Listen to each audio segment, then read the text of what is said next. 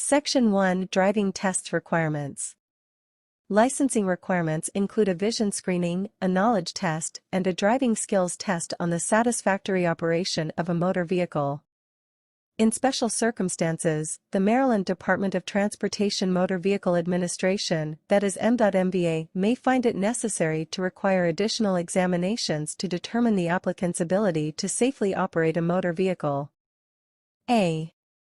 Vision screening. All Maryland driver's license applicants must pass a vision screening in order to receive a license. The vision screening may be performed by the MDOT or the applicant's vision specialist. To qualify for a driver's license, the applicant must have binocular vision, visual acuity of at least 20 out of 40 in each eye, a continuous field of vision of at least 140 degrees. If corrective lenses are needed to meet the above standards, a restriction will be included on the license requiring that corrective lenses be worn while driving. Additional information is available on the MDOT website for individuals who do not meet the vision standards. B. Knowledge test. The knowledge test is designed to check the applicant's knowledge of motor vehicle laws, safe driving practices, and signs. The information on which the applicant will be tested is in this manual. Typically, the test is offered in an automated format with an allotted completion time. An online driver test tutorial is available on the MDOT's website. The tutorial is a good study tool since it contains a sample of topics for the knowledge test. You should also be sure to study this entire manual to ensure your success on the knowledge test. C. Driving skills test. All driving skills tests will be conducted by appointment only. The skills test for a driver's license must be scheduled in advance. Please visit MDOT's website or call 410-768-7000 to schedule an appointment. With the health and safety of our customers and employees in mind, during the on-road portion of the test, the driver's licensing agent and customer will be encouraged to improve the ventilation in the vehicle if possible, for example, by opening the windows or setting the air ventilation. Air conditioning on non-recirculation mode. Customers may wear a mask during the test if preferred. Additionally, if customers are not feeling well, they are encouraged to reschedule their appointment. In order to be eligible to take a driving test, certain requirements must be met. The vehicle must have valid license plates, registration, and proof of insurance. Additionally, the vehicle must be in safe operating condition, have no cracks or obstructions on the windshield, and have at least a half tank of gas. The driving test includes on-course maneuvers and driving on public roads. The test is designed to assess the applicant's driving skills and observance of traffic laws. The vehicle must be operated in a safe and responsible manner. A supervising driver, as defined in Section 10, must accompany the applicant to the test site. No one other than the applicant, the examiners, and an MDOT-approved interpreter, if applicable, are permitted in the vehicle during the test. D. Reportable medical conditions. Prior to applying for or renewing a learner's instructional permit or driver's license, state law requires an applicant, who has been diagnosed with a reportable medical condition, to report the condition to the MDOT Driver Wellness and Safety Division. Section 2 Licensing Requirements and Process. New applicants must apply in person at an MDOT full-service office and furnish acceptable documentation to prove age and identity, lawful status, social security number, or proof of ineligibility for a SSN, and 2 residency documents. At least one of the identity documents presented must include the applicant's full name.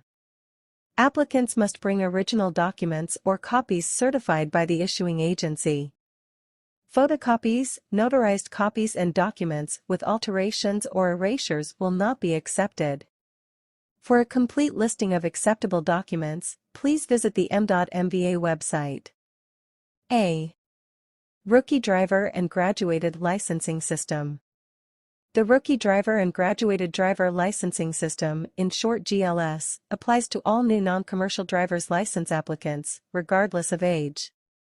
The GLS requires new drivers to gain driving experience, first with a supervising driver while holding a learner's instructional permit, then alone with certain restrictions while holding a provisional license, and then graduating to a driver's license. B. Learner's instructional permit. Individuals who have never held a non-commercial, Class C, driver's license are required to obtain a Type 1 learner's instructional permit. There are different periods of time the applicant must hold the permit before being eligible for a provisional license, depending on the applicant's age. The Type 1 learner's permit is valid for up to 2 years. All applicants must pass a vision screening and knowledge test. Current driver's license holders who are at least 16 years and 6 months of age who wish to apply for a driver's license of a different class will be required to apply for a Type 2 learner's instructional permit. The Type 2 learner's instructional permit is valid for up to 180 days and must be held for a minimum of 14 days before the applicant is eligible to take the driving test for a full license. Applicants younger than 25 must be at least 15 years and 9 months of age. If under age 18, the applicant's parent or legal guardian must co-sign the application. If under age 16, must present a completed learner's permit school attendance certification form. While holding the learner's instructional permit, applicants must complete the Maryland Driver Education Program and accumulate at least 60 practice hours with a supervising driver and maintain a practice and skills log. At least 10 of the practice hours must occur during the period beginning 30 minutes before sunset and ending 30 minutes after sunrise. The practice and skills log is available on the m.mva website. Applicants 25 years old and older, while holding the learner's instructional permit, applicants must complete the Maryland Driver Education Program and accumulate at least 14 practice hours with a supervising driver and maintain a practice and skills log. At least 3 of the practice hours must occur during the period beginning 30 minutes before sunset and ending 30 minutes after sunrise. The practice and skills log is available on the m.mva website. The permit must be held for a minimum of 45 days before the applicant is eligible for a provisional license. Any applicant, regardless of age, who has been convicted of or given a probation before judgment for a moving violation is required to hold the permit for a minimum of 9 months following the most recent date the individual was convicted of or granted a PBJ for a moving violation, or if they have been suspended for any reason. They must meet the rest of the above-mentioned GLS requirements before they are eligible to take a skills driving test. For drivers under age 18, the driver must hold the learner's instructional permit for a minimum of 9 months violation-free before being eligible for a provisional license. For drivers age 18 with a high school diploma or its equivalent, or age 19 to 24, the driver must hold the learner's instructional permit for a minimum of 3 months violation-free before being eligible for a provisional license. C. Provisional license.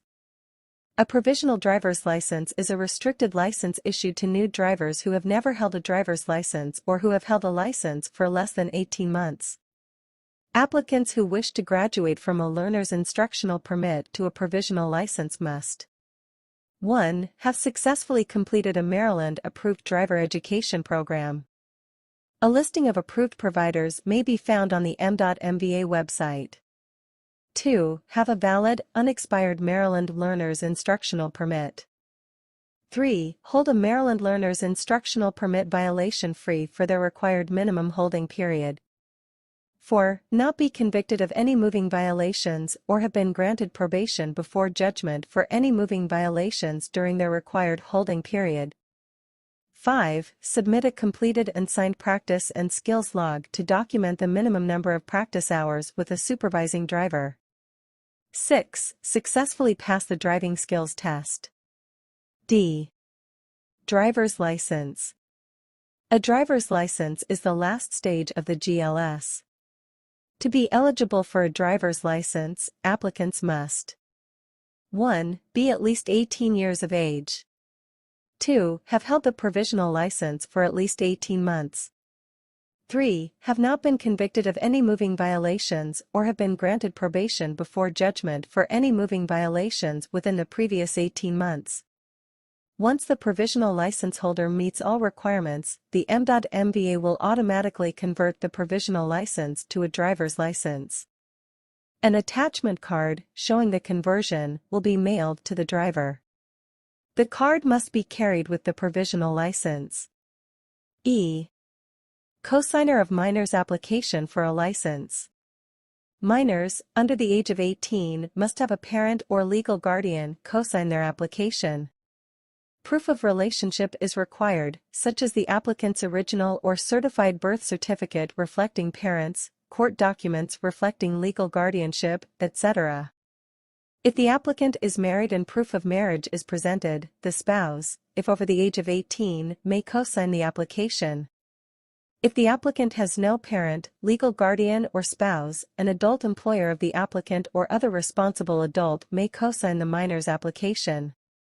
In this case, documentation, such as the death certificates of the parents or proof of emancipation, is required. F. Cancellation of minor's license on request of cosigner. The cosigner may cancel the minor's license by submitting a written request to the M.MVA's Administrative Adjudication Division. The cancellation remains in effect until the minor reaches the age of 18, unless a cosigner, who meets the above qualifications, cosigns and certifies for the minor. G. Out-of-country licenses. Individuals who hold an out-of-country license are required to successfully complete a vision screening, knowledge test, driving skills test, and an M.MVA-approved 3-hour alcohol and drug education program in order to convert their license to a Maryland license. An up-to-date listing of M.MVA-approved providers may be found on the M.MVA website. If the out-of-country license is not in English, it must be accompanied by an international license, or a translation into English by an M.MVA-approved translator. The original document must accompany the English translation. Document translations must be 1. On a document prepared by an M.MVA-approved provider or court translator, or 2. On the letterhead of the embassy of the country of origin, or 3. On the letterhead of the translator, contracted by the state. All of the above documents must contain the typed or printed name of the translator, and telephone number and signature of translator. H. Equity for all customers. For foreign language customers. For our customers that need language services, M.MVA offers several documents and tests in other languages including Spanish, Korean, French, Vietnamese, Nepali, and traditional Chinese. If you have difficulty communicating in English, you may be able to use an interpreter when you visit the M.MVA, particularly when taking a knowledge test or driving test for a Class C or M non-commercial driver's license. If we offer the knowledge test in the language that you speak, you must attempt the knowledge test at least 5 times before an interpreter can be used. If your identity documents and driver's license is not in English, the document must be translated by an M.MVA approved interpreter or translator. A list of approved interpreters can be found on our website. Note: the M.MVA does not charge a fee for the use of an interpreter, however, you will be responsible for any fees that the interpreter may require for their services.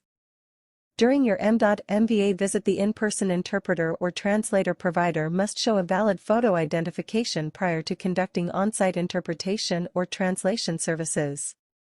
Additionally, M.MVA branch office staff will confirm that interpreter or translator is on our approved list and in good standing to provide services.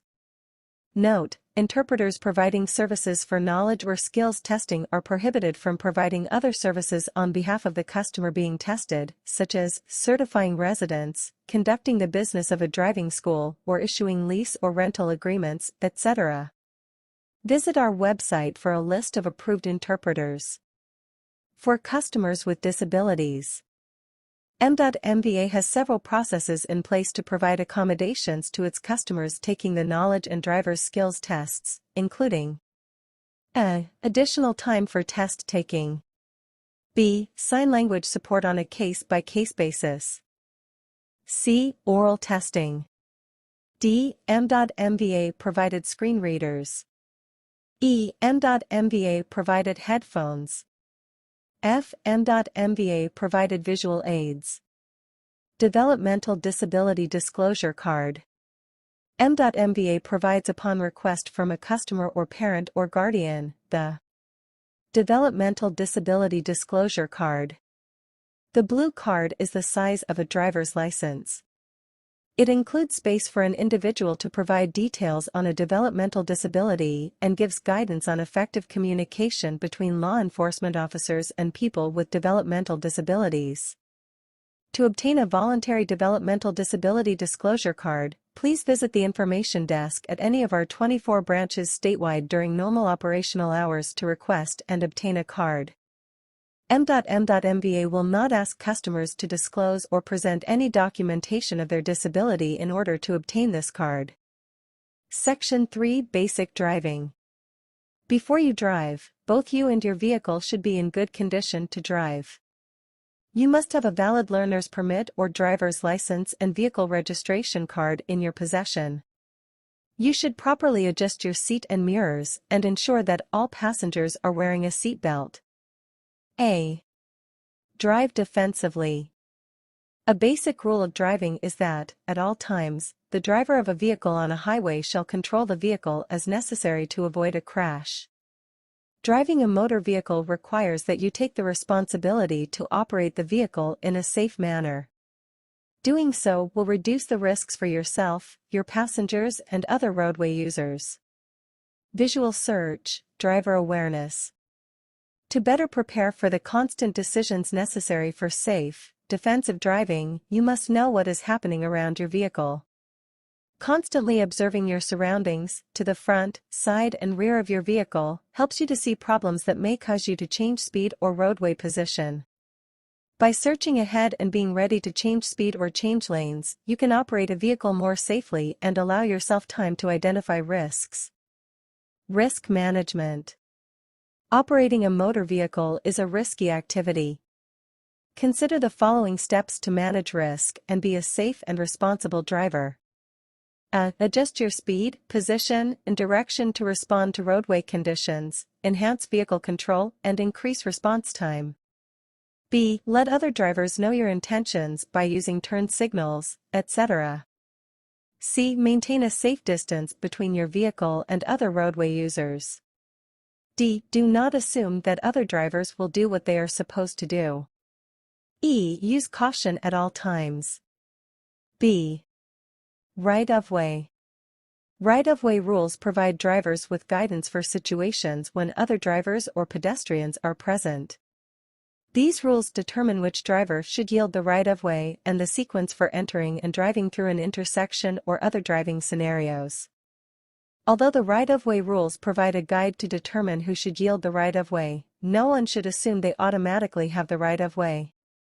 The situation and circumstances at the intersection must always be considered. You should yield the right-of-way to A. The driver who is at or arrives before you at the intersection. B. Drivers in the opposing traffic lane when you are making a left turn. C. The driver on your right, if both of you arrive at the intersection at the same time.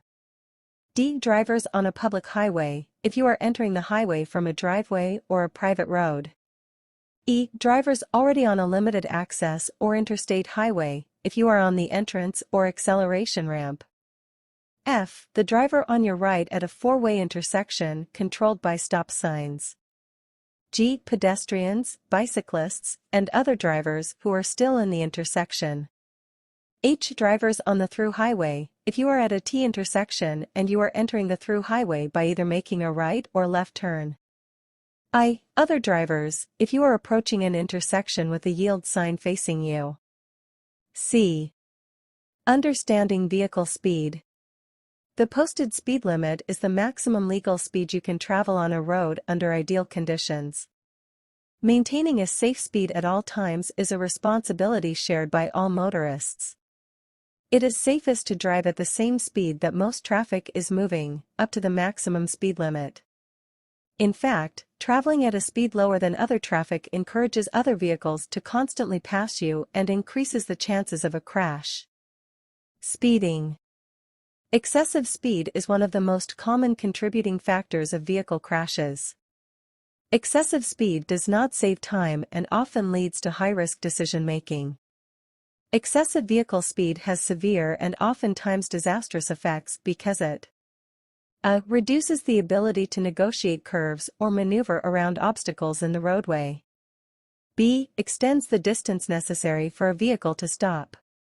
C. Decreases the driver's ability to realize and react to a hazard or dangerous situation.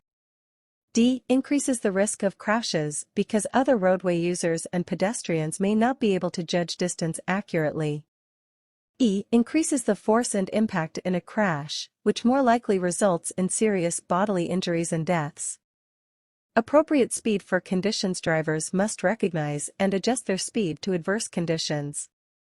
Maryland vehicle law requires that motorists drive at a reasonable and prudent speed and with a regard for existing and potential hazards. You may drive slower than the posted speed limit, based on road conditions, but it is illegal to drive any faster than the posted speed limit. Some conditions, which require reduced speed for safety, include a. Sharp curves or hills, where visibility is limited. B. Slippery roads. C. Roads where there may be pedestrians or animals present. D. Shopping centers, parking lots and downtown areas. E. Traffic congestion. F. Narrow bridges and tunnels. G. Schools, playgrounds and residential streets. H. Railroad grade crossings. D. Following distance. Always maintain a safe distance between your vehicle and the one ahead of you. Most rear-end collisions are caused by following too closely. A minimum following distance of 3 to 4 seconds is recommended under ideal driving conditions. This means it takes you 3 to 4 seconds to get to the same reference point as the car ahead of you. To determine if you are following at a safe distance, choose a fixed object ahead, such as a bridge, overpass, sign, mile marker, etc. As the car in front of you passes that object, begin counting 1 1000, 2 1000, 3 1000, etc. If you reach 3 1000 or greater before your car reaches the same fixed object, you are at least 3 seconds behind the car in front of you and traveling at a safe distance. When you are following vehicles which stop often, like buses, delivery vans, you should increase the distance between your vehicle and the one ahead of you to 4 or 5 seconds, and possibly more as needed. E. Stopping distance. The distance it takes to stop your vehicle is important to help you choose a safe driving speed. Your actual stopping distance will depend upon many factors, including a. The length of time it takes a driver to see and recognize that there is a dangerous situation. B. The type and condition of the roadway. C. The condition of the tire treads. D. The condition of the brakes. F. Lane driving. Your vehicle should be driven in a single lane. Do not switch lanes until you determine it is safe to do so. You should avoid drifting across lane lines and making lane changes within an intersection. Generally, you should keep your vehicle to the right of the center of the roadway, unless you are passing another vehicle going in the same direction, there is a traffic signal designating it is okay to do so, or there is an obstruction that makes it necessary to safely adjust your position. G. Turning. When turning, you should a. Look for signs and signals that give direction on when you can turn. B. Plan your turn before reaching the turning point. C. Activate your turn signal in advance to alert other drivers. D. Look behind and to both sides to ensure it is safe to proceed before making a turn. E. Adjust your speed for the turn. H. U-turn. U-turns can be extremely dangerous and are not legal everywhere. If you must make a U-turn, first check to see if U-turns are allowed, and then turn on your left turn signal, stop and yield for approaching traffic. When the way is clear, proceed into the outside or right-hand lane traveling in the opposite direction. I. Passing.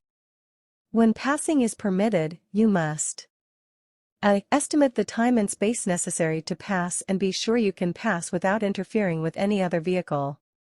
B. Use your turn signal before passing so that you inform other drivers around you of your intentions. C. Leave plenty of space and go around the other vehicle at a safe distance. D. See both headlights of the passed vehicle in your rear view mirror before returning to the original lane. Generally, you should pass to the left of the other vehicle. However, it is acceptable to pass on the right if it is safe to do so. You stay on the roadway, and the other vehicle is about to make a left turn. B. You are on an unobstructed highway with 2 or more lanes moving in the same direction. C. You are on an unobstructed one-way roadway wide enough for 2 lanes or more. When being passed by another vehicle, you must yield to the other vehicle and not increase your speed. You may not pass. D. Where there is a no passing zone. E. Where the solid yellow line is on your side of the center of the roadway. F. Where there are double solid yellow lines. G. When passing will interfere with the safe operation of oncoming vehicles. G. When approaching the top of the hill or on a curve and you do not have a sufficiently clear view ahead. H. When crossing or within 100 feet of an intersection or railroad grade crossing. I. When the view is obstructed upon approaching within 100 feet of any bridge, elevated roadway, or tunnel. J. On the shoulder of the highway either to the right or to the left. J. General parking rules. You are responsible for making sure that your vehicle is not a hazard when it is parked. A parked vehicle must be in a space that is far enough from any travel lane to avoid interfering with traffic and visible to vehicles approaching from either direction. You should always A. Park in a designated area as required. B. When parking along the roadway, park your vehicle as far away from traffic as possible. If there is a curb, park as close to it as possible. C. Set your parking brake when you park. D. Place the vehicle in gear if it has a manual transmission or in park if it has an automatic transmission.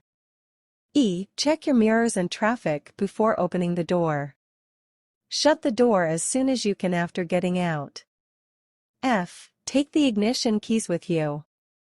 It is a good habit to lock the doors whenever you leave your vehicle. Section 4. Signs, signals and pavement markings.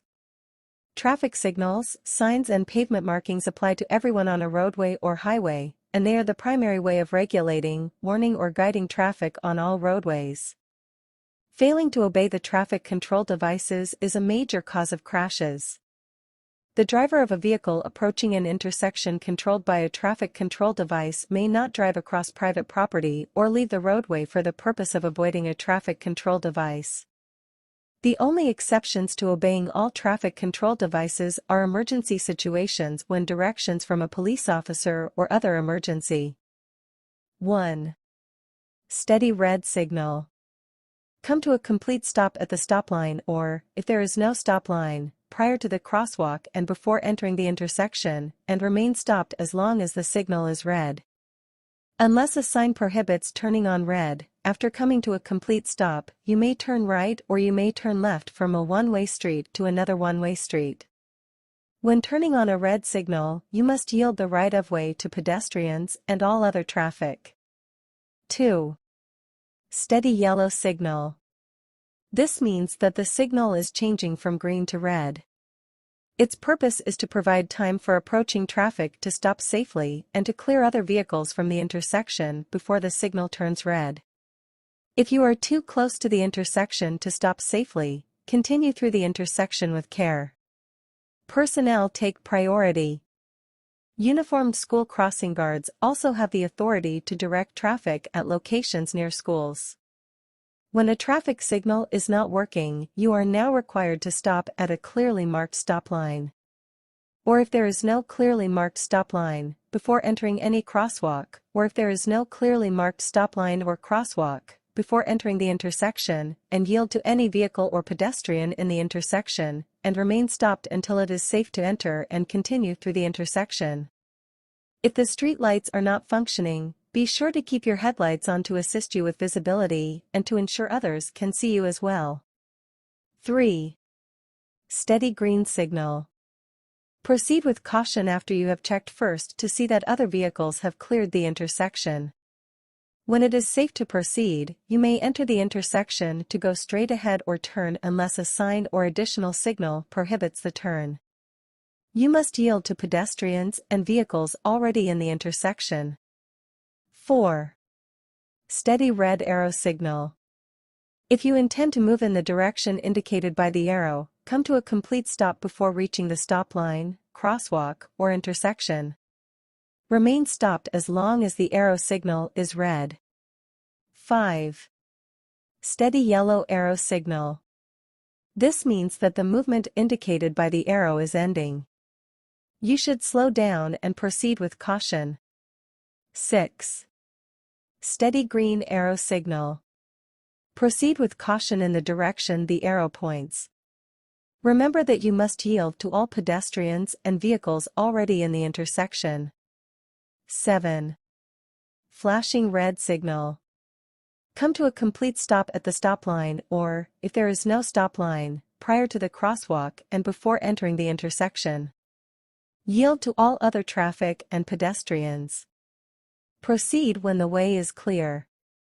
If an alternately flashing red signal is located at a railroad crossing, you must come to a complete stop, even if you do not see a train, and proceed when the way is clear. 8. Flashing yellow signal. You must slow down and proceed with caution. 9. Flashing red arrow signal. Come to a complete stop before reaching the stop line, crosswalk, or intersection and yield to all other traffic and to pedestrians. Proceed in the direction of the arrow when the way is clear. 10. Lane use signals. These signals are used to control traffic flow by reversing a lane's direction during different hours of the day. The lanes and their directions may be marked with signs, signals, and markings. You must never drive in a lane under a red X signal. You are permitted to drive in a lane under a green arrow signal. A steady yellow X signal means a driver should move out of the lane as soon as safely possible. A flashing yellow X signal or two-way left turn arrows mean that a driver is permitted to use the lane for a left turn. It is likely that you will be sharing the lane with left-turning vehicles coming from the opposite direction. A pedestrian hybrid beacon signal is a traffic control device designed to help pedestrians cross busy streets safely. While it might look different to motorists, the beacon works like any other push-button pedestrian crossing device at a traffic signal. It alerts drivers to stop, first with a yellow light followed by a red light, then it alerts pedestrians to cross with the white walk signal. Traffic signs use both symbols and word messages to convey information to road users. You should be able to quickly identify traffic signs by their shapes and colors as well as by the words, numbers, or symbols on them. The principal background color of a traffic sign can tell you at first glance what kind of information it has to offer. Red prohibitive, stop, yield, do not enter, or wrong way. Yellow general warning of what to expect ahead. White regulatory, such as speed limit, keep right, and some guide signs. The shape of a traffic sign can tell you as much about the sign's message as its color. In poor visibility conditions, such as heavy fog, you may be able to make out only the shape of a sign, which could convey valuable information. Octagon, stop. The octagonal shape always means stop. You must come to a complete stop. Triangle, yield. Slow down and, if necessary, stop to give the right of way to vehicles and pedestrians. Diamond, warning. These signs warn you of special conditions or hazards ahead. You may have to slow down, so be ready to take appropriate action. Pennant, no passing. Indicates the start of a no passing zone. Orange, construction and maintenance work area warning. Green, guidance information, destinations, distances, and directions. Blue road user services, such as food, gas, rest area signs. Brown recreation and cultural interest areas. Fluorescent yellow-green school, pedestrian and bicycle signs. Fluorescent pink emergency traffic incidents. Black certain regulatory signs, such as one-way signs, and changeable message signs. Rectangle, regulatory or guide vertical signs are generally used to give instructions or tell you the rules of the road. In the horizontal position, the signs generally give directions or information. Pentagon, school zone and school crossing. The pentagon shape warns you of school zones and marks school crossings.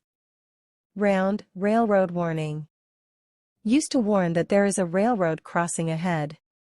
Crossbuck, highway, rail grade crossing. Identifies the location of a railroad crossing. Trapezoid. Recreation and cultural interest areas and national forest routes. These signs provide notice to road users of traffic laws, and they must be obeyed. 1. 8-sided sign, white letters on red. The stop sign is the only 8-sided sign you will see on the highway. When you come to a stop sign, you must make a complete stop at the stop line. If there is no stop line, stop before entering a crosswalk. If there is no stop line or crosswalk, stop before entering the intersection. Before starting, you must yield the right-of-way to other vehicles and pedestrians.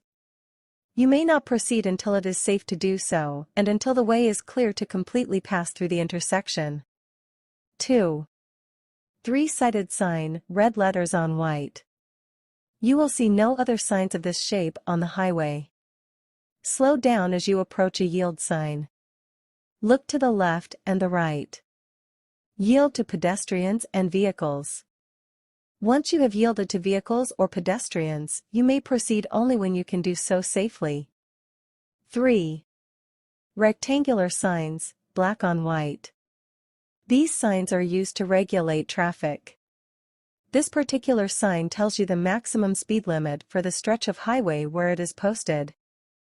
Highway markings, used alone or to supplement other traffic control devices, provide important guidance and information to drivers without requiring them to divert their attention from the roadway.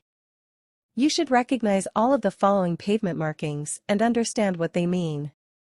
Lines may be extra wide in some locations or supplemented by reflective markers attached to the road surface to increase the visibility of the lines and to give them greater emphasis. Single broken white separation of lanes where travel is in the same direction, and crossing from one lane to the other is permitted, i.e. lane lines on multi-lane roadways. Single broken yellow separation of lanes where travel is in opposite directions, and where passing with care is permitted, i.e. centerline on two-lane, two-way roadways. Single solid white marks the right edge of the roadway and the separation of lanes where travel is in the same direction, but where lane changing is discouraged. Also used in advance of obstructions that may be passed to either side, i.e. right edge lines and lane lines at intersection approaches. Single solid yellow marks left edge lines on divided highways, one-way roads, and ramps. Double broken yellow marks the edges of broken, yellow reversible lanes. Double solid white separation of lanes where travel is in the same direction and lane changing is prohibited. May be used to separate general travel lanes from adjacent preferential lanes, such as HOV lanes. Also may be used in advance of obstructions that may be passed on either side. Double solid yellow separation of lanes where travel is in opposite directions and passing is prohibited in both directions. Left turn maneuvers across this marking are permitted. Also used in advance of obstructions that may be passed only on the right side. Solid plus broken yellow separation of lanes where travel is in opposite directions and passing is permitted with care for traffic adjacent to the broken line, but prohibited for traffic adjacent to the solid line. Used on two-way roadways where passing is permitted in only one direction.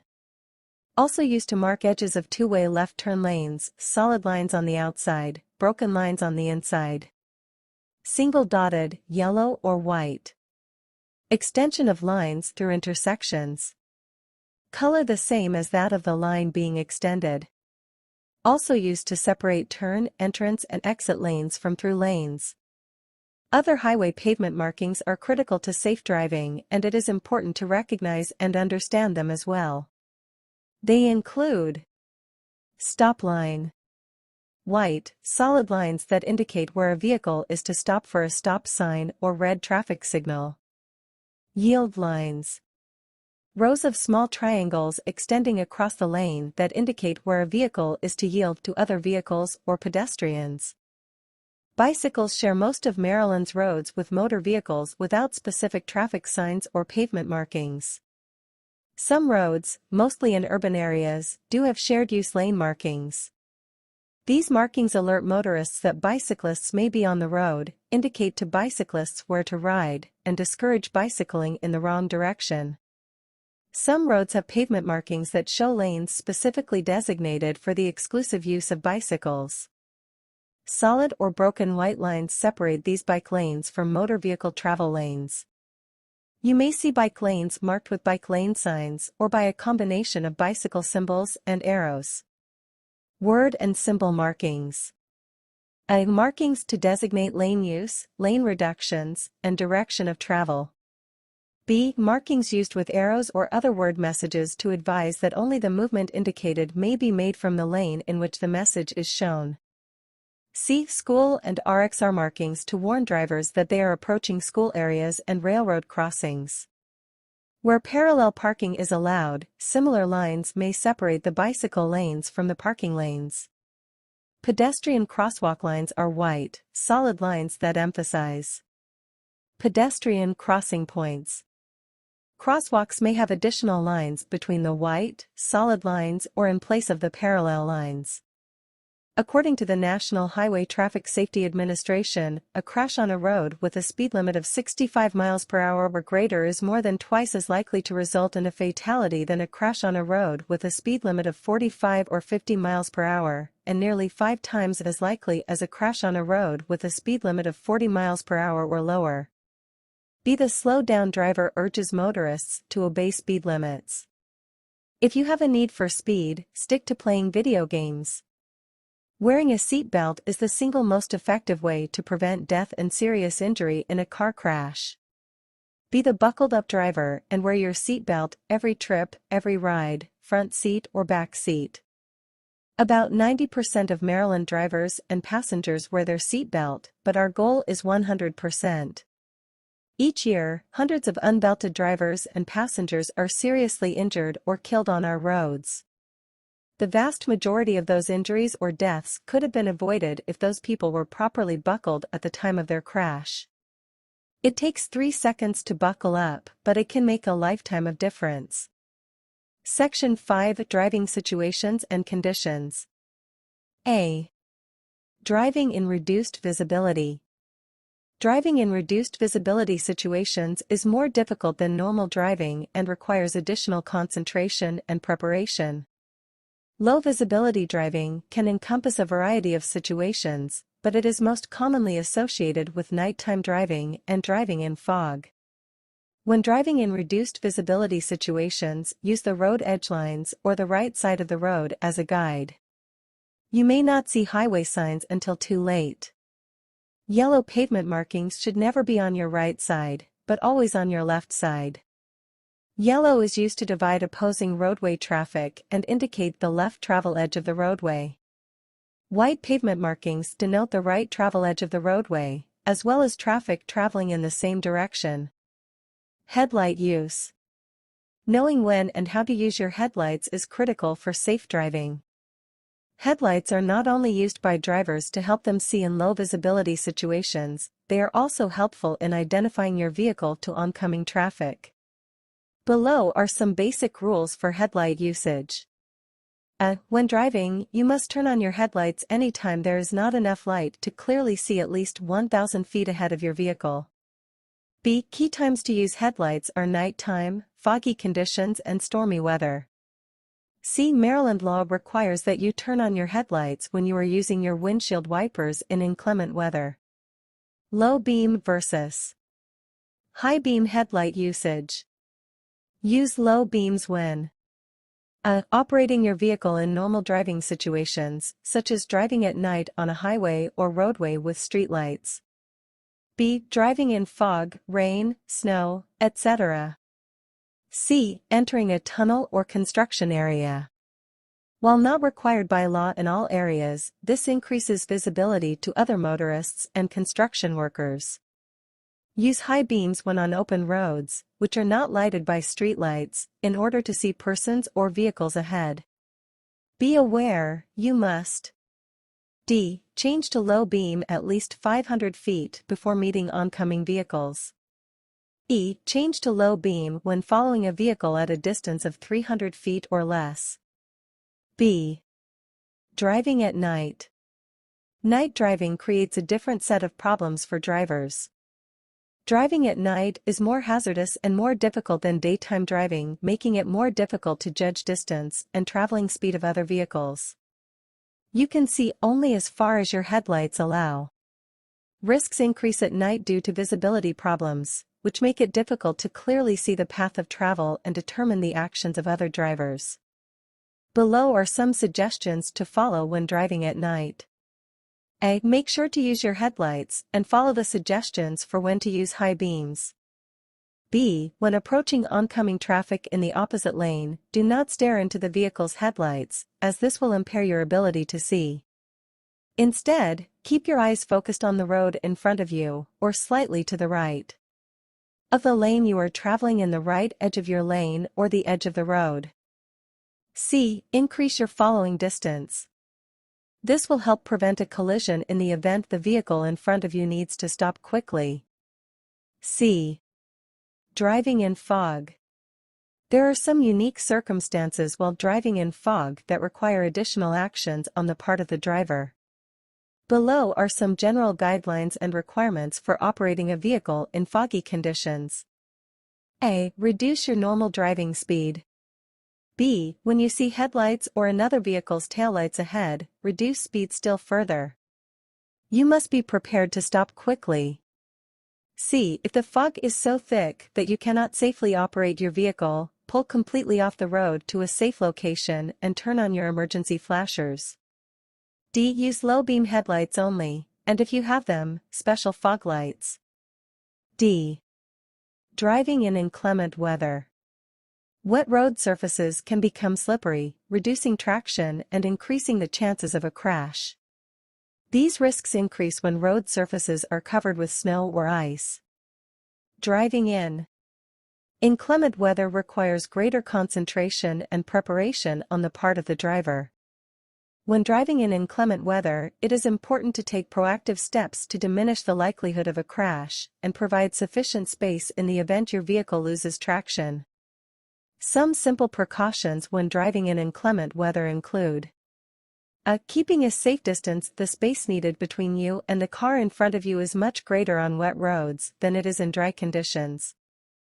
This distance should be even further when the roadway is covered with snow or ice, reducing speed to allow more time to react. B. Making sure your tires have sufficient tread, in accordance with manufacturer recommendations and vehicle guidelines. C. Avoiding slamming on the brakes, as this may cause your vehicle to skid. If your car does not have an anti-lock braking system, pump the brakes to prevent skidding. D. Avoiding sharp steering or changing speed quickly. E. Making sure your windshield wipers are in working condition. F. Using your headlights. Driving on snow or ice. There is no such thing as a completely safe speed on ice and snow. In winter weather, every roadway may be different depending upon sun, shade, the amount of salt on the road, and other conditions. Watch ahead for danger spots. Blacktop roads can easily hide a thin layer of ice produced by melting and refreezing, sometimes known as black ice, and can cause a crash if you are not aware of the danger. Four-wheel drive vehicles can also slide on ice and snow. Four-wheel drive improves maneuverability, but driving on snow or ice is always dangerous and always unpredictable. Drivers should exercise extreme caution at all times. Some special considerations when driving in snow or ice are: slowing down. No precaution makes it safe for you to drive on ice or snow-covered roadways at normal speeds. B. Keeping windows and lights clear. Remove all ice and snow from your vehicle before driving. C. Starting out very slowly, then testing your brakes gently to find out how well you can stop. Start slowing down long before you come to an intersection or turn. D. Keeping your gas tank and windshield fluid reservoir full. E. Using chains, snow tires or radial tires on designated snow emergency routes when a snow emergency is declared. Emergency kit supplies. You should keep an emergency kit in your car that contains: A. Flares. B. Flashlight and batteries. C. First aid kit. D. Blanket. E. Kitty litter or sand for traction on snow or ice. F. Small shovel and ice scraper. E. Skidding. Traction or adhesion is the grip between the tires and the road surface that allows a vehicle to start, stop or change direction. Traction between the tires and the road does not remain constant. For example, sand, gravel, uneven road surfaces, oil slicks or spills. Increased speed or water on the road decreases the level of traction. The possibility of skidding or sliding increases with decreased traction. In the event that your vehicle does begin to skid, it is important to know what to do in order to regain control of your vehicle as quickly as possible. Basic rules include: A. Release the accelerator or brake pedal, whichever is being applied, to regain vehicle balance. B. Steer in the direction of the skid. C. Look where you want the vehicle to go. D. Apply brake pressure only after rolling traction has been re-established. E. Slowly accelerating may aid in recovery from loss of rear-wheel traction. F. Hydroplaning. As vehicle speed increases and the amount of water on the roadway increases, vehicles tend to ride on a cushion of water and the tires lose contact with the road. This is called hydroplaning. Hydroplaning can cause partial or complete loss of control of the vehicle. To prevent hydroplaning, maintain your tires in good condition, and lower your speed in response to wet roads. If you detect a loss of control, take your foot off the gas, do not apply the brakes, maintain the direction of the vehicle, and allow the vehicle to slow to a manageable speed. G. Highway railroad crossings. Remember, trains cannot stop quickly. Extra caution should be used when traveling over railroad crossings. When approaching railroad tracks, be alert. For other vehicles that may be stopping before the RR crossing are: school buses, commercial buses and trucks carrying hazardous materials must stop before every highway rail crossing. B. For a train at any time, trains can come from either direction and an approaching train may be closer and traveling faster than it appears. C. If gates are down or warning lights are flashing, the road is closed. Stop and wait until the gates go up and the warning lights stop flashing. D. After a train passes, look both ways before proceeding. Always be certain tracks are clear before proceeding. Another train may be approaching on an adjacent track. E. Never start to cross the tracks unless you can clear the tracks completely. Make sure there is room for your vehicle on the other side of the tracks before proceeding. H. Work zone safety. You are likely to encounter roadway work zones resulting from construction, maintenance, or utility work along major and secondary roadways. Work zones can mean unexpected conditions, such as: A. New traffic patterns. B. Temporary traffic control devices. C. Narrow lanes. D. Lane shifts. E. Lane and shoulder closures. F. Pavement drop-offs or uneven surfaces. G. Reduced sight distance. H. Detours. I. Slow-moving equipment. Orange is the standard color for work zone activity. If you see orange signs when driving, stay alert and be prepared for unexpected driving conditions ahead. When traveling through a work zone, stay alert for temporary traffic control devices. These devices define the safe path through a work zone.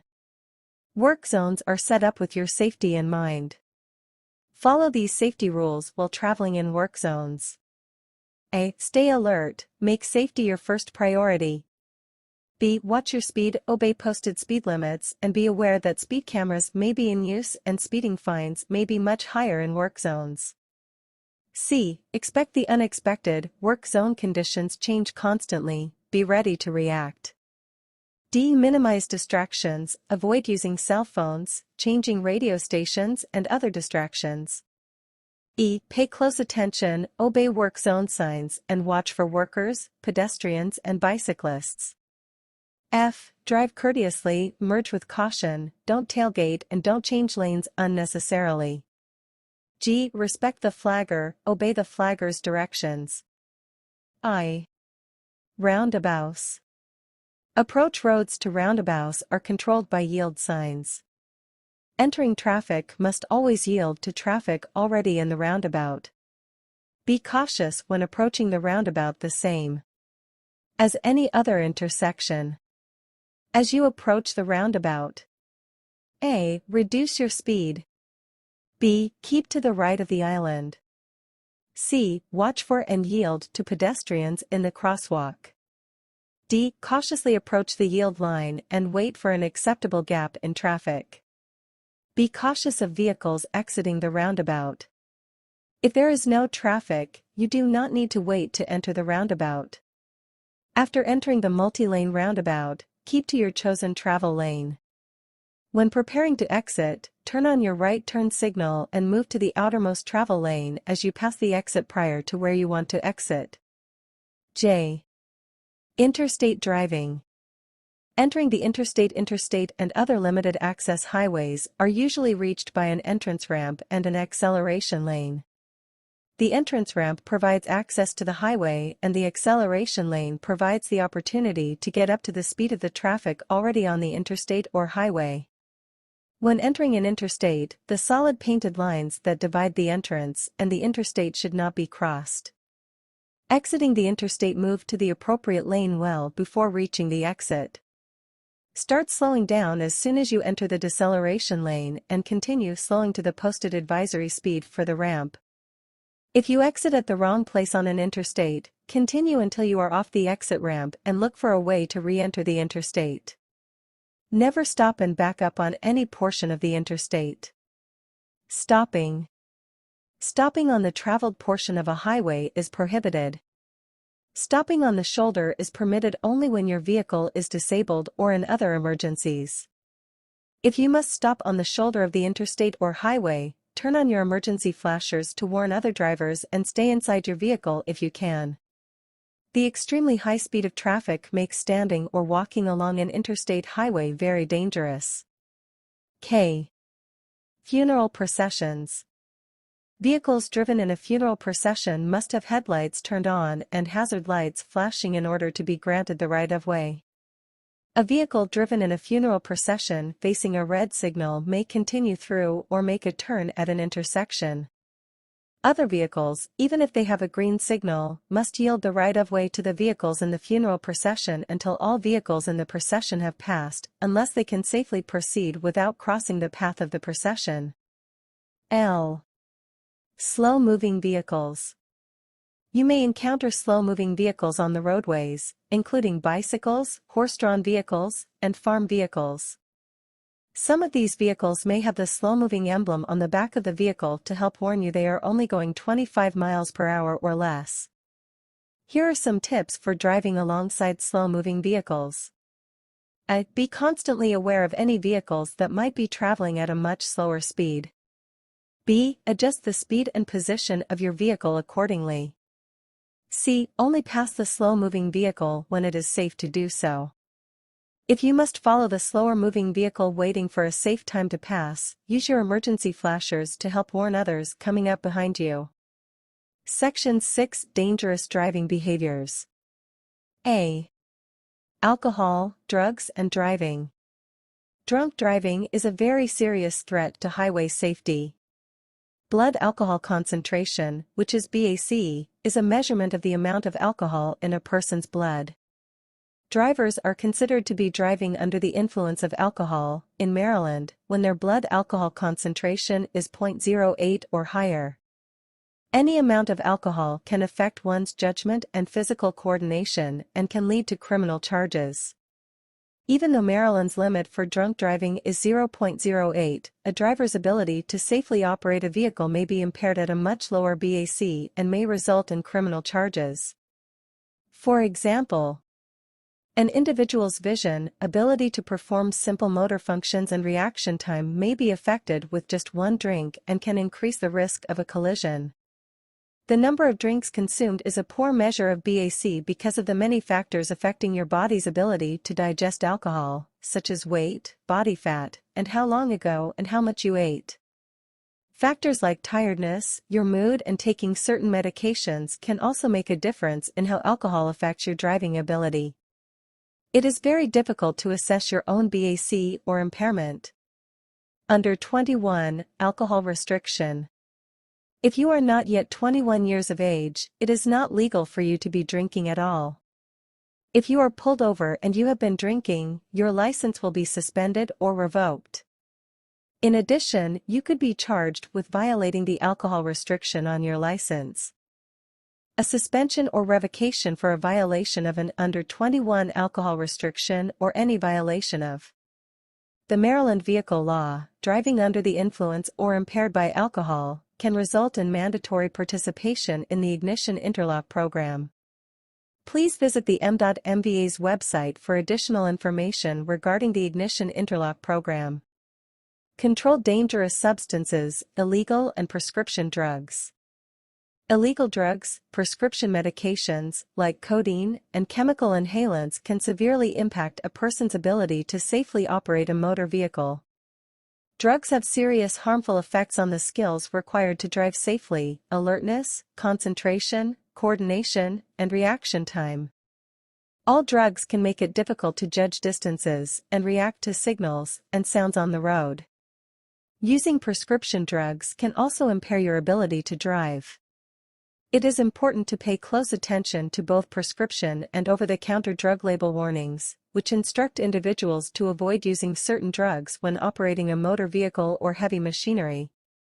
Disregarding this recommendation can lead to criminal penalties should your ability to safely operate a vehicle be impaired. Open alcohol container. It is against the law to operate a motor vehicle with an open alcohol container in the passenger area of the vehicle. An open container is any open can, bottle, container, or package. For example, a six-pack of alcohol with an open or missing bottle or can, or any empty bottle cans that previously contained alcohol, can be considered an open container. The passenger area is any place designed to seat the driver or a passenger, or any place that is readily accessible to the driver or passenger from their seating position. Transporting children. If you are convicted of a drunk or drug driving offense with a child or children in your vehicle, your fine and jail time can be doubled by the judge in court. B. Aggressive driving and road rage. Aggressive drivers demonstrate behaviors like speeding, tailgating, failing to obey traffic signals and devices, erratic or improper lane changes, failing to yield the right-of-way, and improper passing. Some factors that may produce aggressive driving are crowded roads, unexpected delays, rushing, road construction, and stress. Drivers must respect and cooperate with all other road users and conform to specific rules in order to maintain order and avoid crashes. Some tips to reduce the possibility of becoming involved in an aggressive driving incident are: A. Allow extra time to travel. B. Be patient. C. Be courteous. D. Concentrate on your driving behavior. E. Always signal your intentions.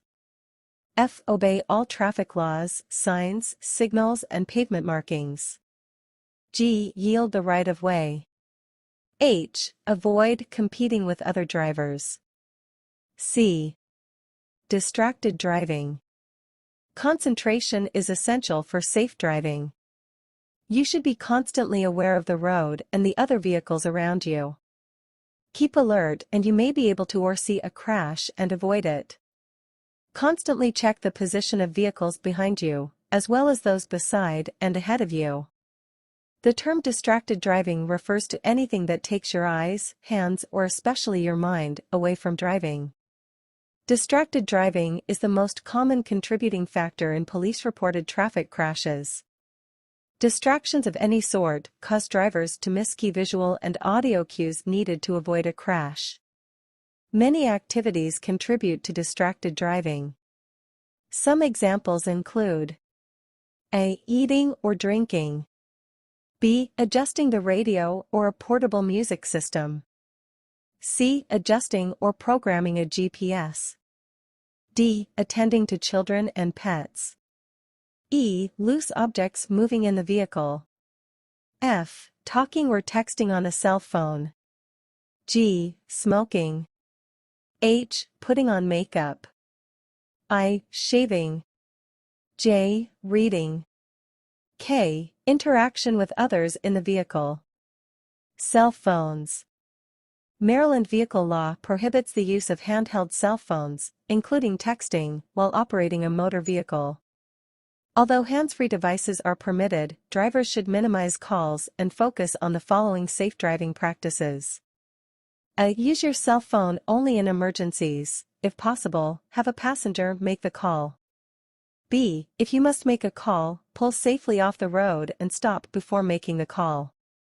C. Let your voicemail answer incoming calls. D. Keep your telephone conversations short. An individual who is under the age of 18 years may not use a wireless communications device including a hands-free phone while operating a motor vehicle, with the exception of a 911 emergency call. D. Drowsy driving. Not getting enough sleep is another cause of poor driving behavior. Sleepiness slows reaction time, decreases awareness and impairs judgment, just like drugs or alcohol. A lack of sleep can significantly increase your chances of being involved in a crash. Some drivers are at a higher risk for feeling drowsy while operating a vehicle. Examples include individuals who drive many miles each day, those with sleep disorders, and those taking certain medications. It is important to be aware of the signs of drowsy driving and to take the necessary action to ensure that you do not put yourself and others in a situation that could result in a crash. Below is a list of common danger signs and a general rule to combat drowsy driving. Danger signs for drowsy drivers. The following may be indications of drowsiness. A. Your eyes close or go out of focus. B. You have trouble keeping your head up. C. You can't stop yawning. D. You have wandering, disconnected thoughts. E. You don't remember driving the last few miles. F. You missed your exit. G. You keep driving out of your lane. H. Your speed becomes variable. Section 7. Sharing the road. A. Pedestrian right-of-way.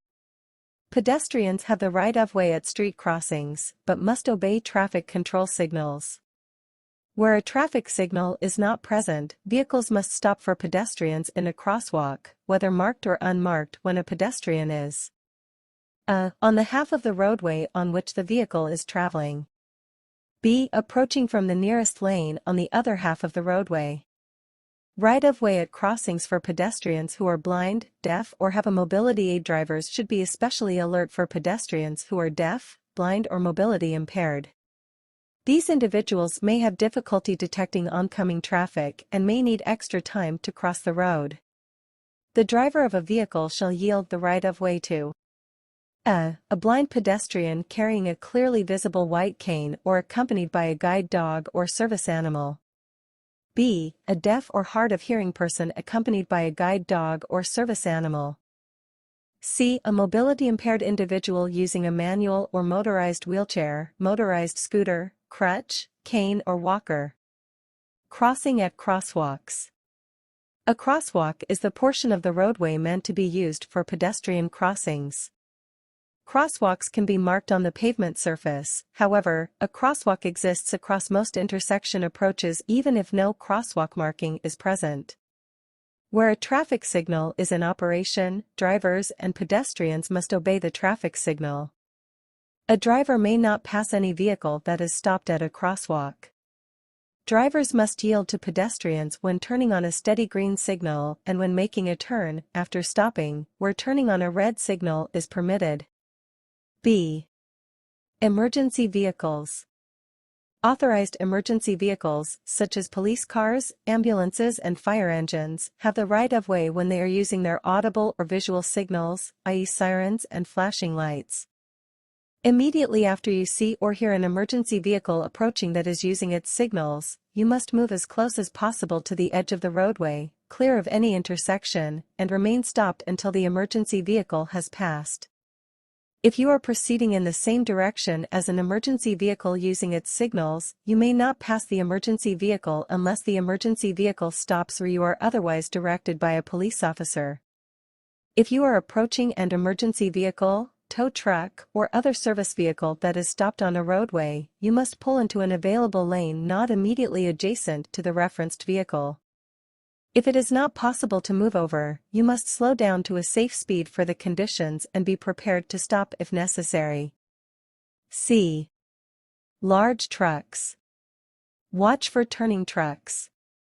Trucks make wide turns at intersections and require additional space. When making a right turn, large trucks will often move left prior to making the turn. Car drivers may see this as a lane change to the left and attempt to pass on the right. Passing any truck on the right can be risky. Wait to assess the truck driver's intent before passing. If a truck is stopped at or approaching an intersection, never attempt to cut in along the right side, as the truck driver begins their turn. You could find yourself caught between the turning truck and the curb. When passing a truck that is going in the same direction, pass quickly to resume visibility and change lanes only when you can see both of the truck's headlights in your rearview mirror. Many intersections are marked with stop lines. Crowding the intersection by stopping beyond the stop line can leave your vehicle exposed to trucks attempting to turn from a cross street. Never cut in front of a truck. Fully loaded trucks can weigh more than 80,000 pounds and take the length of a football field to stop. Most cars weigh only 2,000 pounds. No zones. There are 4 large blind spots around trucks where cars disappear from view and the driver cannot see you. Side no zones, trucks and buses have blind spots on both sides. If you cannot see the driver's face in the side view mirror, he or she cannot see you. If the truck changes lanes, you could be in trouble. The right side blind spot runs the length of the trailer and extends out 3 lanes. B. Rear no zones, avoid tailgating. Unlike cars, trucks and buses have huge no zones directly behind them. The truck or bus driver cannot see your car back there. If the truck or bus brakes suddenly, you have no place to go. C. Front no zones, do not cut in front too soon after passing a truck or bus. Truck and bus drivers need nearly twice the time and room to stop as cars. Look for the entire front of the truck in your rear view mirror before you pull in front, and then do not slow down. D. No zones, never cross behind a truck that is backing up. Hundreds of motorists are killed or injured each year by ignoring trucks that are backing up. Truck drivers do not have a rear view mirror and may not see you cutting in behind them. D. School vehicles. Drivers are to stop for school vehicles. If a school vehicle has stopped on a roadway and is operating the alternately flashing red lights, the driver of any vehicle following or approaching the school vehicle shall a. Stop at least 20 feet from the rear of the school vehicle, if approaching the school vehicle from its rear. B. At least 20 feet from the front of the school vehicle, if approaching the school vehicle from its front.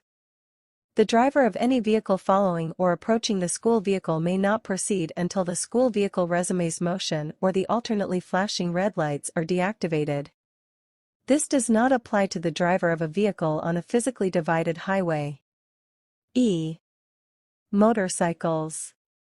Motorcycles are vehicles with the same rights and privileges as any vehicle on the roadway. But in crashes, a motorcyclist is 6 times more likely to be hurt than a car driver. Motorcycles are smaller than cars and trucks, and it can be harder to judge the speed and distance of an oncoming motorcycle. Yield right-of-way to an oncoming motorcycle when turning left.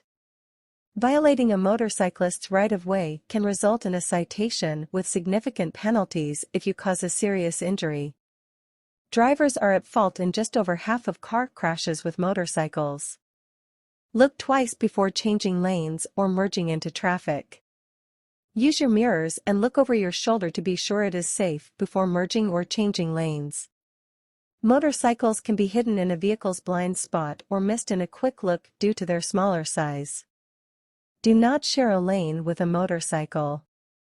Motorcyclists often adjust their position in the traffic lane to avoid road hazards like potholes or oil spills, because of wind, and to be seen by other road users. Motorcyclists are entitled to use the entire lane. Do not tailgate or drive too close to a motorcycle. Allow at least 3 to 4 second following distance between your vehicle and the motorcycle in front of you. Motorcycles may need to slow for road hazards like gravel, wet road or railroad crossings that don't affect cars the same way. Motorcyclists often reduce speed by downshifting or merely rolling off the throttle, which do not activate the brake light. So, be alert and leave plenty of space around motorcycles. Allow plenty of space between your vehicle and the motorcycle when passing. Wind gusts and drafts from a passing vehicle can affect a motorcycle. After passing a rider, make sure you can see the motorcycle's headlight in your rearview mirror before moving back into the lane. If you are being passed by a motorcycle, simply maintain your speed and allow the motorcyclist to complete their passing. Use care when driving near a group of motorcyclists. Motorcyclists participate in organized rides, which can involve many motorcycles. Driving around these groups requires communication and patience. If you need to change lanes or reach an exit, signal your intention early and wait for the riders in the group to create gap for you. Do not merge in between groups or riders unless there is sufficient space to do so. If it is a small group, it may be easier to slow and let the group pass before making our lane change. Please obtain a motorcycle operator manual or review this manual on the m.mva's website if you wish to obtain a motorcycle license. F. Bicycles. Right-of-way. By Maryland law, bicycles are vehicles. Bicyclists are authorized users of the roadway and have rights of way and the same duty to obey all traffic signals as motorists. But bicyclists are less visible, quieter, and don't have a protective barrier around them. Motorists must drive carefully near bicyclists. Even a slight mistake can result in serious injury or even death. Expect bicyclists on the road. Expect to find a bicyclist on all types of roads, except interstate highways and toll facilities, at all intersections and roundabouts, in all types of weather, and at all times of the day and night. Bicyclists may ride out in the travel lane for their own safety due to narrow roads, or to avoid obstacles or pavement hazards. On roads without shoulders, or with cars parked along the right side, often the safest place for a bicyclist to ride is in the center of the lane. In Maryland, a bicyclist may use the full lane even while traveling substantially below the speed of traffic if the lane is too narrow for a car to safely pass a bicycle within the lane. Before opening a car door, check for bicyclists who may be approaching from behind. Following a bicyclist. As you approach a bicyclist, slow down. Avoid honking your horn. Bicyclists can usually hear an approaching vehicle, and loud noises can startle bicyclists, causing a crash. Bicycles do not have turn signals, so bicyclists use hand and arm signals to alert you of their intentions. Do not follow a bicycle too closely. Remember that small holes, glass, and other hazards can be particularly dangerous to bicyclists. Bicycles can stop and maneuver quickly, so a bicyclist may swerve or change speed to avoid a road hazard that a motorist cannot see. Pass with care, give bikes at least 3 feet. Pass a bicyclist as you would any slowly moving vehicle. Be prepared to slow down, wait until oncoming traffic is clear, and then allow at least 3 feet of clearance between your car and the bicyclist when passing. The same 3-foot clearance applies if you are passing a bicyclist in a bike lane, on the shoulder, or in the same lane as your car. After passing a bicyclist, check your mirror to ensure that you have completely passed the bicycle with enough room before you move back to the right. Use caution at intersections, bridges, and driveways. Always assume that bicyclists are traveling straight through an intersection unless they signal otherwise, and yield to bicycles just as you would to any other vehicle. Bicyclists often ride on sidewalks and trails, so look both ways before crossing a sidewalk or trail. A bicycle may come from an unexpected direction. Never make a right turn from a through lane immediately after passing a bike on a shoulder or bike lane.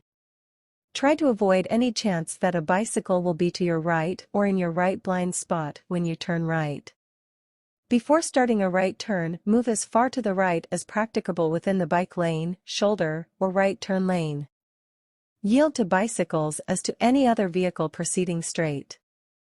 Do not turn left immediately in front of a bicycle. Experienced bicyclists often ride very fast and may be closer than you think. If you are passing a left-turning vehicle by moving right, first look closely for bicycles. Wherever a travelway narrows for a bridge, parked cars, or other obstructions on the right, be prepared for a bicyclist riding on the shoulder to merge left into the main traffic lane.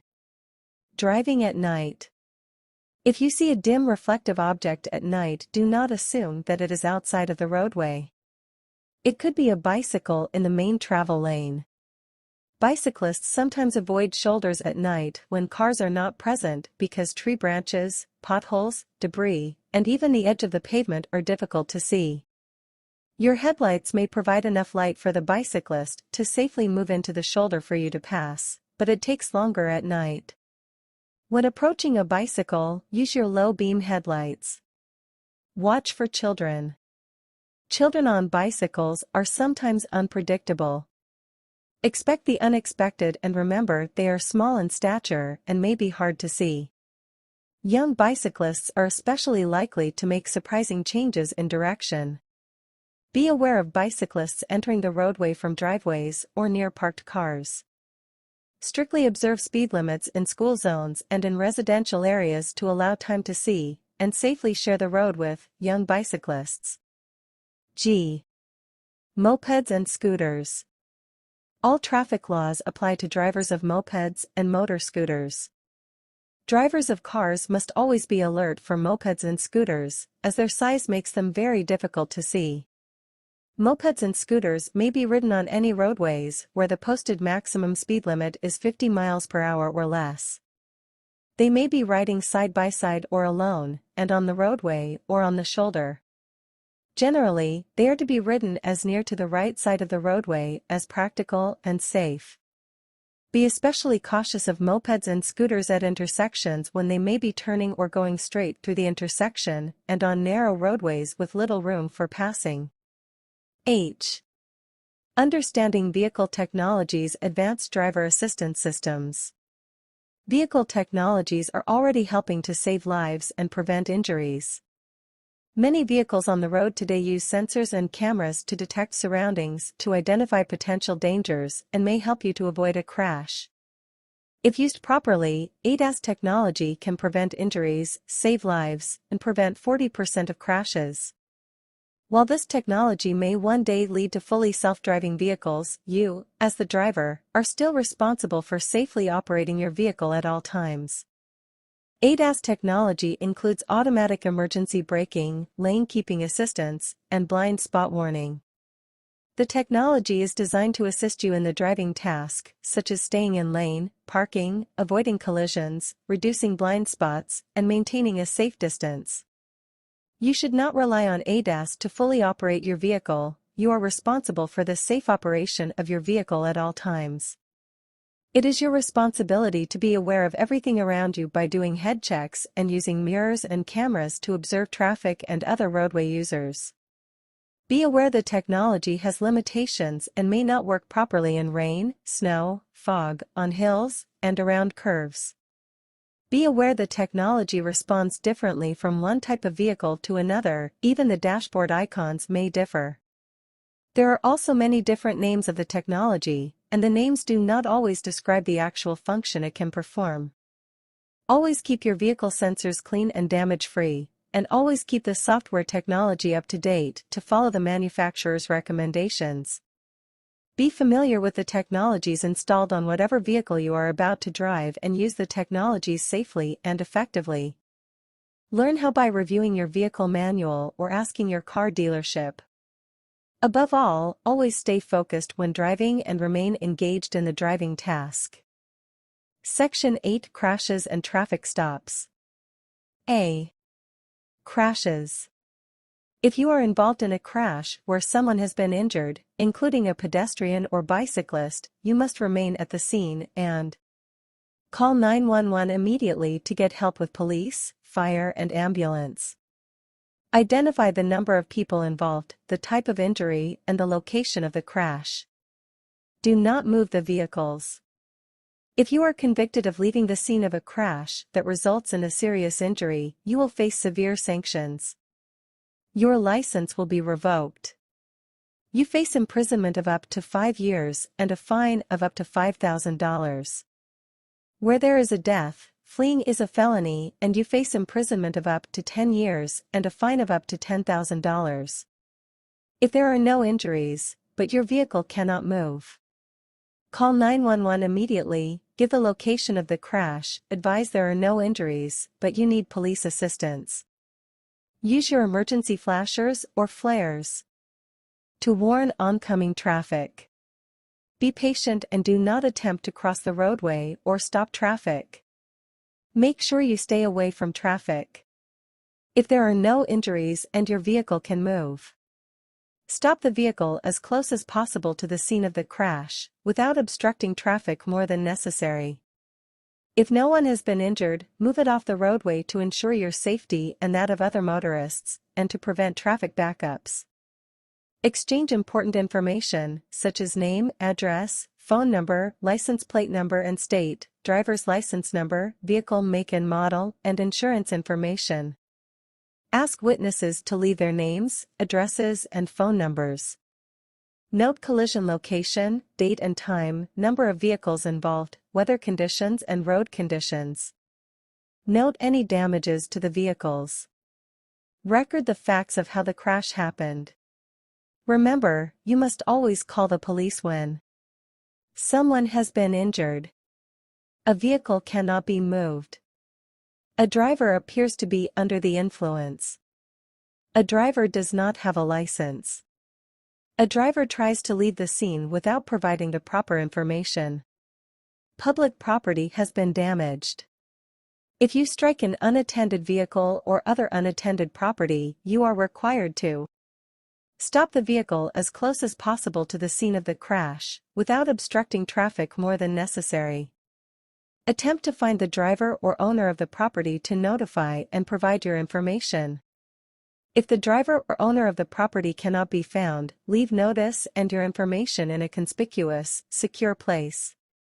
If you strike and injure a domestic animal, you are required to immediately notify the police. B. Roadside emergencies. While every roadside emergency is different, whether it is a flat tire or tending to a passenger, the most important reminder for motorists is to use caution and common sense, because every incident is unique. To be ready for the unexpected, motorists and passengers are encouraged to prepare their vehicle in advance to avoid and minimize emergencies. Assess the situation when a roadside emergency occurs. Use good judgment in deciding how to respond, and stay vigilant for other motorists, because roadside emergencies are fluid situations and can change in an instant. Although there are multiple suggested actions that can increase your safety during an incident, there is not one single set of procedures that can guarantee the safety of drivers and passengers. Find a safe place. If your vehicle does become disabled, do your best to move it from the travel portion of the road to the shoulder. If there is an opportunity to reach an off-ramp or parking lot, consider that option even if it means driving on a flat tire or damaging a rim. The further from the travel portion of the highway you can be, the safer you will be. Never stop or park in the triangular-shaped painted zones where a ramp exits the roadway. If you are able to remain in your vehicle, stay buckled and face forward. Vehicles are equipped with multiple safety features that will help protect you and your passengers if another vehicle hits your vehicle. If you are unable to remain in your vehicle. If it is not safe or possible to remain within your vehicle, motorists and passengers are encouraged to evaluate the situation around them to determine an opportune time to exit the vehicle. When exiting the vehicle, move quickly away from the roadway and behind an embankment, traffic barrier or guardrail and, if possible, to higher ground. Face oncoming traffic and remain alert in the event a vehicle veers into your path. Do not stand near the vehicle. C. Traffic stops. Law enforcement officers issue written traffic citations to persons who are charged with violating the Maryland motor vehicle law. You must follow the directions of the officer at the time of the stop or you may be subject to arrest. If you are stopped by a police officer, pull off to the side of the roadway as far away from traffic as possible. Turn on your flashers. Turn off your engine and radio, and roll down your window so you can communicate with the officer. Stay in your vehicle and keep your seatbelt fastened. Keep your hands in plain view, preferably on the steering wheel. Do not make any movement that will make the officer think you are hiding or reaching for something. If the officer issues you a citation, do not argue with the officer about the citation. You will have your chance to make your case if you go to court. D. Move over law. Motorists in Maryland must move over when approaching any vehicles while they are stopped, standing, or parked on a highway with their lights flashing. If it is not safe or feasible to move over, motorists must slow to a reasonable and prudent speed that is safe for existing weather, road, and vehicular or pedestrian traffic conditions. Violating the law is a misdemeanor carrying a $110 fine and 1 point on your license. If the violation causes a crash, the fine is $150 and 3 points. If there is a death or serious injury, the fine is $750 and 3 points. Section 9 Other restrictions, violations and penalties. Restrictions. The MMVA is authorized to impose certain restrictions on a driver's license to ensure the safe driving of a motor vehicle by the licensee. Operating a motor vehicle in violation of restriction is a serious offense and could result in the withdrawal of the driving privilege. Additional restrictions can also be imposed based on your licensing status. Graduated license holders under 18 years of age are subject to the following additional driving restrictions. Seat belt restriction. Provisional license holders are prohibited from operating a motor vehicle if the driver and each passenger are not restrained by a seat belt or child safety seat regardless of age or seating position. Passenger restriction. Provisional license holders, during the first 5 months, which is 151 days, of the provisional period, are not allowed to have passengers under the age of 18 unless accompanied by a qualified supervising driver or the passengers are direct family members. Direct family members can be a spouse, daughter, son, stepdaughter, stepson, sister, brother, stepsister, or stepbrother of the provisional license holder or a relative of the license holder who lives at the same address. Nighttime restriction. Provisional license holders are allowed to drive unsupervised from 12 a.m. to 5 a.m. only if the licensee is driving to, from or during the licensee's employment, driving to or from an organized volunteer program, driving to or from an official school activity, driving to or from an opportunity to participate in an athletic event or related training session.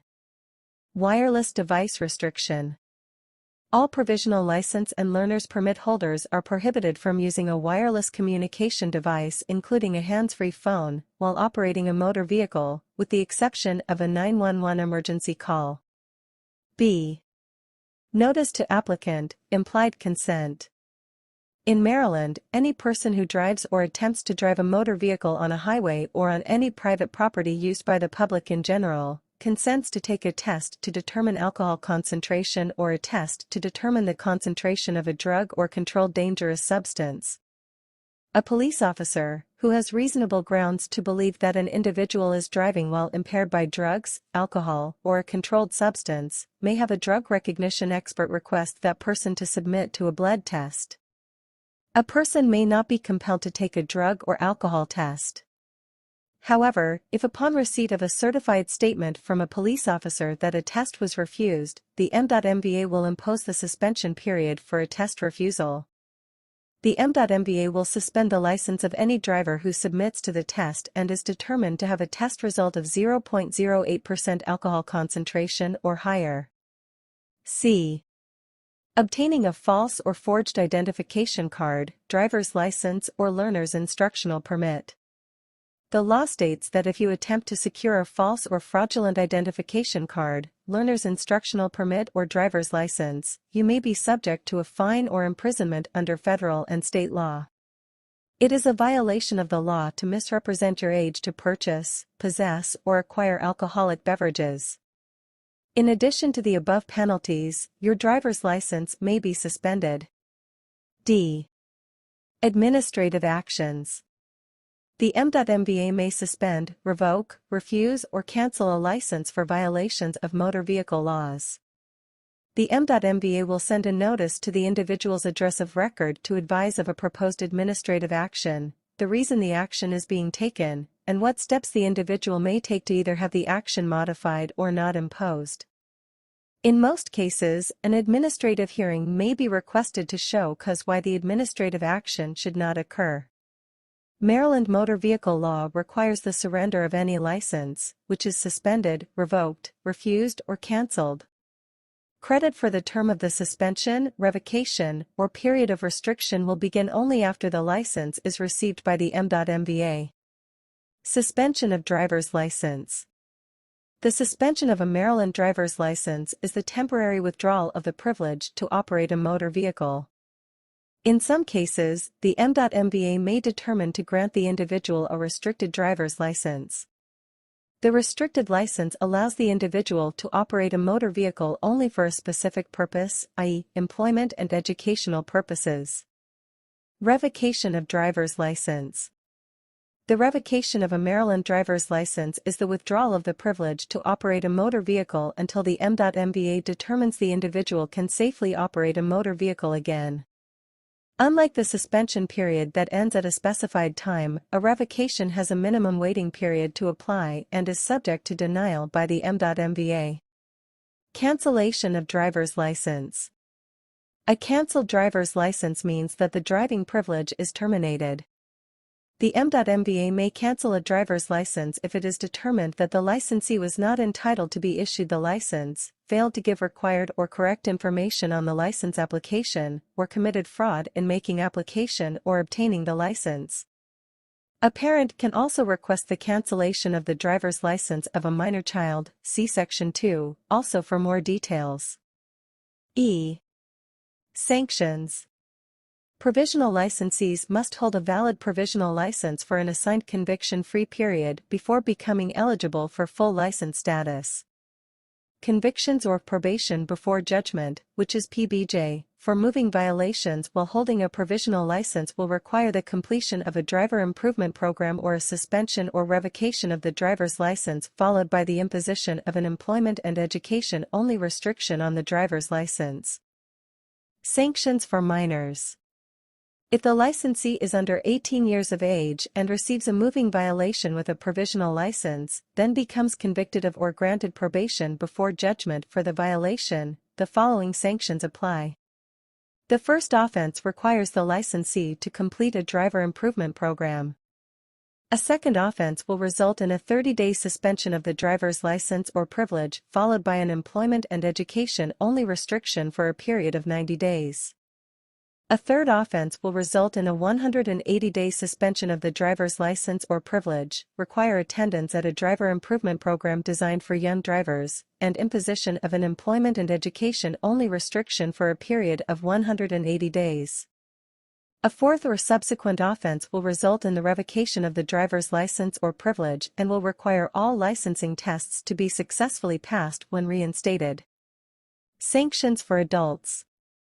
If the provisional license holder is 18 years of age or older and receives a moving violation with a provisional license, then becomes convicted of or granted a probation before judgment for the violation, the following sanctions apply. The first offense requires the licensee to complete a driver improvement program. A second offense will result in a 30-day suspension of the driver's license or privilege. A third or subsequent offense will result in up to a 180-day suspension or revocation of the driver's license or privilege. The above sanctions will be imposed in addition to any of the sanctions that apply as a result of the convictions. Also, each conviction or probation before judgment for a moving violation will automatically require the licensee to begin a new 18-month conviction-free period. F. Use of disability parking spaces, license plates and placards. Substantial fines may be imposed for the illegal use or abuse of disability parking spaces and disability license plates and placards. Citations may be issued for the following violations. Parking in disability parking spaces unless you have a disability license plate or placard issued by the M.MVA and the person who qualified for the privilege is either operating or being transported in the vehicle. Parking in front of or blocking any part of a curb cut, even if you have a disability license plate or placard. Parking on any part of an access aisle next to a disability parking space, even if you have a disability license plate or placard. Using a disability placard after its expiration date. Using a disability license plate or placard without the person with the disability present. And being transported, and without proper identification. Any fraud or misrepresentation when applying for a disability license plate or placard. Additional information regarding disability parking may be obtained by visiting the M.MVA website. Section 10. Other important information. A. Medical conditions to report to M.MVA. Approval by the M.MVA's Driver Wellness and Safety Division or the Medical Advisory Board is required if a person has any of the conditions listed below which may affect their ability to drive. If someone has one of these medical conditions, they must notify M.MVA when the condition is diagnosed or when applying for or renewing a driver's license. Diabetes that has caused a low blood sugar episode requiring assistance from another person in the last 6 months. Epilepsy or seizures. A heart condition that has caused a loss of consciousness in the past 6 months. Stroke. A condition that causes you to have dizzy spells, fainting, or blackouts. Sleep apnea or narcolepsy. A history of traumatic brain injury. A condition that causes weakness, shaking, or numbness in the arms, hands, legs, or feet that may affect your ability to drive. A hand, arm, foot, or leg that is absent, amputated, or has a loss of function that may affect your ability to drive. An eye problem which prevents a corrected minimum visual acuity of 20 out of 70 in at least one eye or binocular field of vision of at least 110 degrees. Alcohol use problem. Drug use problem. A mental health condition that may affect your ability to drive. Schizophrenia. Dementia. B. Supervising driver, requirements and responsibilities. Maryland learner's permit holders may drive only the vehicles or class of vehicles specified on the learner's permit, and then only while accompanied by a supervising driver who is at least 21 years old, is currently licensed for at least 3 years in Maryland or another state to drive vehicles of the class being driven by the holder of the permit, is seated beside the holder of the learner's permit unless the vehicle is a motorcycle. C. Organ donor. Maryland residents can give the gift of life and health to someone else by donating organs or tissues after death. Anyone 18 years of age or older may be an organ donor. Minors who are at least 16 years old may add a donor designation if a parent or guardian consents in writing. Look for the statement on your license application or renewal notice that states, "Please check if upon your death, you desire to help others by becoming an organ donor." By checking yes, you authorize all necessary personal information to be forwarded to the Maryland Department of Health and Mental Hygiene and maintained in the Maryland Organ Donor Registry. Additional information on the organ donor program may be found on the m.mba website. D. Register to vote. The National Voter Registration Act of 1993, often referred to as Motor Voter, is a federal law that requires the m.mba to provide its eligible customers the opportunity to apply to register to vote or update voting information during a driver's license or photo identification card transaction. E. Insurance requirements. All motor vehicles registered in Maryland must be insured by a company licensed in Maryland. Vehicle owners must have their vehicles insured for personal injury and property damage liability in amounts required by law. See the m.mba website for additional information regarding specific amounts of required insurance. All drivers are required to have in their possession a valid insurance identification card at all times while operating a motor vehicle. This card may be in electronic format and must be presented on request of a law enforcement officer. Failure to comply with this requirement may result in the imposition of fines. F. Seatbelt law. Maryland motor vehicle law requires that the driver and all passengers of a motor vehicle must wear a seatbelt or be restrained in a child safety seat if applicable. G. Child safety seats. All children under age 8 must ride in an appropriate child safety seat unless the child is 4 feet 9 inches or taller. Children younger than 2 years old must ride in a rear-facing child safety seat that complies with federal guidelines until the child reaches the height or weight specified by the manufacturer. The restraint must be used in accordance with the child safety seat and vehicle manufacturer's instructions. Child safety seats include car seats, booster seats, or other federally approved child safety devices. If you are unable to purchase or obtain a child safety seat, you may contact Kids in Safety Seats at the Maryland Department of Health and Mental Hygiene at 800-370-SEAT. KISS coordinates loaner programs in various areas of the state that rent car seats or booster seats at a minimal cost to families who cannot afford to purchase them. Seat availability may vary per site. H. Airbags. Airbags are important safety devices that provide protection in crashes. For best protection, they must be used in combination with the vehicle's lap and shoulder belt. Children in a rear-facing car seat should never ride in the front seat of a vehicle with a passenger airbag.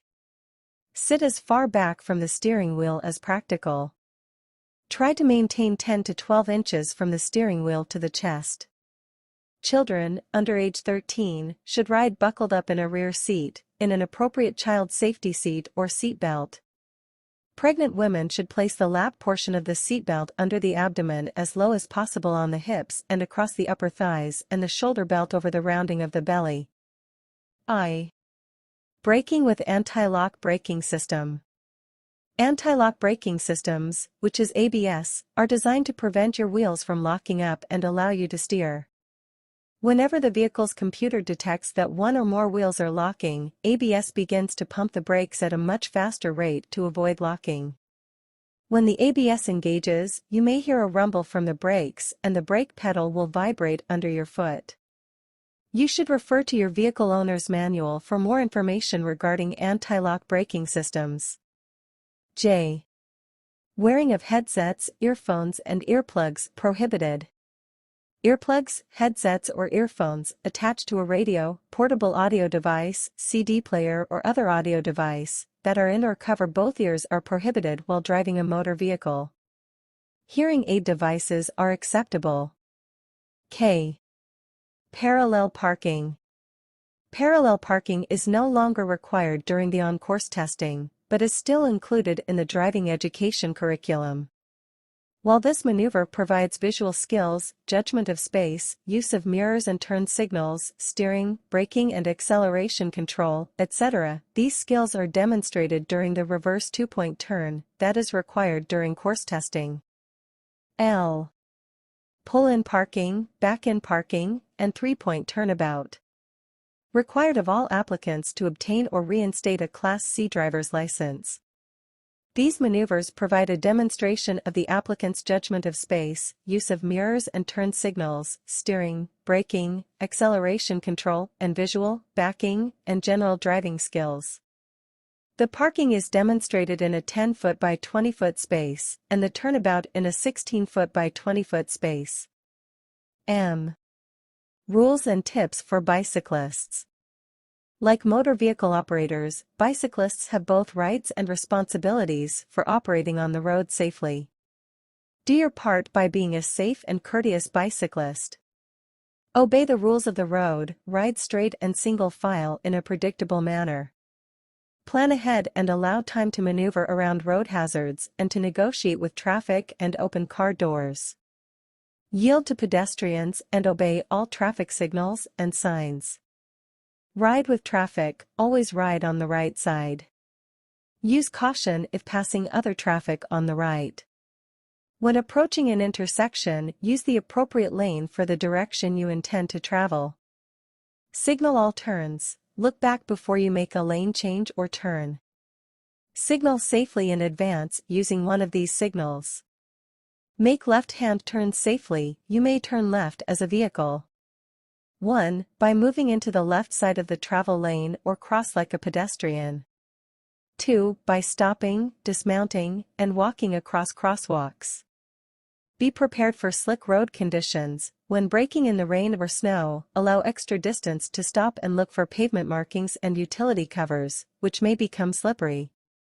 Be visible. Use lights at night. When riding at night, Maryland state law requires a white headlight on the front and a red reflector on the back visible from at least 600 feet. In addition, it is recommended that you wear bright clothing in the daytime and reflective clothing for night riding. Bicycle equipment. Helmets are required for operators or passengers of bicycles under the age of 16. They are, however, strongly recommended for all operators or passengers regardless of age. By law, all bicycles must be equipped with brakes capable of stopping from a speed of 10 miles per hour within 15 feet on dry, level, clean pavement. A white beam headlight visible at a distance of 500 feet and a red rear reflector visible at a distance of 600 feet if ridden at night or during unfavorable light conditions. A safety seat, firmly secured to the bicycle or a trailer must be used if traveling with a small child. A bicycle basket, rack or bag must be used in transporting small articles so that both hands may be kept on the handlebars. N. Electric low-speed vehicles. What are they? Electric bicycles. Operated by human power with the assistance of an electric motor. Equipped with fully operable pedals. Has 2 or 3 wheels. Has a motor with a rating of 750 watts or less. Electric bicycle classes. Class 1, equipped with a motor that provides assistance only when the rider is pedaling and ceases to provide assistance when the bicycle reaches a speed of 20 miles per hour. Class 2, equipped with a motor that provides assistance whether or not the rider is pedaling the bicycle and ceases to provide assistance when the bicycle reaches a speed of 20 miles per hour. Class 3, equipped with a motor that provides assistance only when the rider is pedaling and ceases to provide assistance when the bicycle reaches a speed of 28 miles per hour. Electric low-speed scooters. Designed to transport only the operator. Weighs less than 100 pounds. Has single wheels in tandem or a combination of 1 or 2 wheels at the front and rear of the vehicle. Is equipped with handlebars and a platform designed to be stood on while riding. Is solely powered by an electric motor and human power. Is capable of operating at a speed of up to 20 miles per hour. Note: users of low-speed electric vehicles should check local jurisdictional restrictions to determine the legal operation of these vehicles.